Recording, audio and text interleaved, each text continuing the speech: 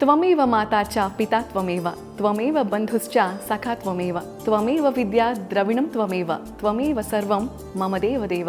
ನಮ್ಮೆಲ್ಲರ ದೇವಾದಿದೇವ ಶ್ರೀಕೃಷ್ಣ.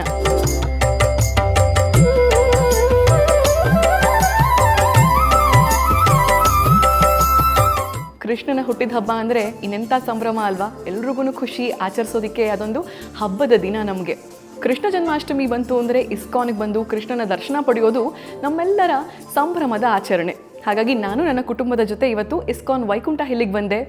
ರಾಧಾಕೃಷ್ಣರ ದರ್ಶನವನ್ನು ಪಡೆದೆ, ಜಗನ್ನಾಥ ಸುಭದ್ರ ಬಲಭದ್ರರ ದರ್ಶನ ಪಡೆದೆ, ರಾಜಾದಿರಾಜ ಗೋವಿಂದನ ನೋಡಿ ಎಲ್ಲರೂ ತಿರುಪತಿಗೆ ಹೋದಷ್ಟು ಸಂಭ್ರಮವನ್ನು ಪಟ್ಟಿದ್ದು ಕೂಡ ಇದೆ.